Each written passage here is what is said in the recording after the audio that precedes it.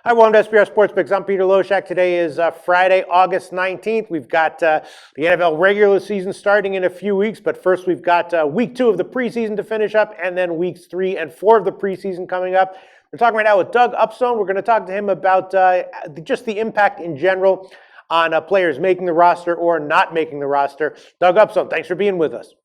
Peter, my pleasure to be back here once again. And yes, when we start to get to this time of year, there's a lot of roster cuts, or teams start looking at how they're going to formulate their rosters. And how I'm looking at this from this article is, or this video rather, is what this can mean to bettors about certain aspects of the games themselves and how this could go forward, and kind of how this all shakes down. All right, sounds good. So what can you tell us in terms of what we might want to look for as far as players making the rosters or getting cut? Sure. One of the first things, Peter, that I look at is how this affects special teams. Most, let's just say, sharp bettors that I'm aware of, how they basically break the teams down into 7 elements: 3 offense, 3 defense, and 1 for special teams. And so special teams, obviously, as we know, has a great deal to do from game to game and how they're impacted. And so really smart general managers are able to work with their coaches in order to get the types of players that they need that are versatile to, so they can obviously be very good for practice, be good backups, but then also play on the special teams. And where this comes into play from a betting standpoint is particularly when you have matchups 5 games into the season and thereafter, when you have a top 5 special teams versus a bottom 5 special teams, that can impact the game directly. Yeah, special teams is often the most overlooked factor when it comes to handicapping NFL. What else would you like to clue us into, Doug? Sure. And another big part of this is the offensive line play. And what happens here is that most teams go into a game with, just say, with 8 or 9 offensive linemen. But when you're building your roster, especially on the back end, you want your guys to be as versatile as possible. So what you don't want, for example, is a guy that can only play right tackle. So because what happens is your left tackle in a game gets hurt. He's out. Okay, he gets his ankle rolled up or whatever, and he might even be gone for a couple weeks.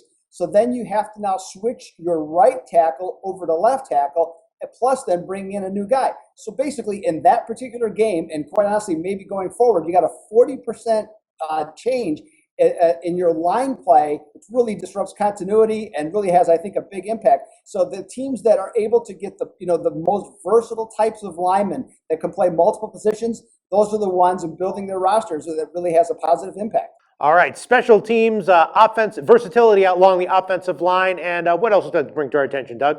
The last thing, Peter, is looking at the defense and again, the types of backups that you have. The old coaching mantra of next player up really sounds good until you have to actually implement it.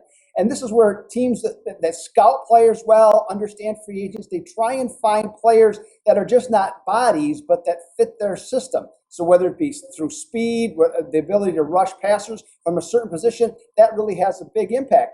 And what you typically find, organizations that find the right players, to fit their systems as backup when injuries occur, those are the teams that go to the playoffs on a consistent basis, whereas the others do not. And that makes, from betting standpoint, you can trust certain teams, and teams that just have players that just fit. Those are teams that you look to bet against because they're just not getting the job done in terms of getting the right types of people to fit in their organization. Doug Upstone, thanks for your thoughts on all this, as always. Thank you, Peter. So we're giving you picks every day, and you're probably making your own as well. Be sure to participate in SBR's weekly Twitter Bankroll Challenge. Just post your picks on Twitter with @SBRSportsPicks and the hashtag BetSBR before 1 p.m. Eastern Standard Time every day, Monday through Friday. We'll be betting your picks, and if the bankroll is positive at the end of the week, you could win the profits. Picks must be of events taking place that day and available in at least one of the major sportsbooks shown in our Best Sportsbooks page.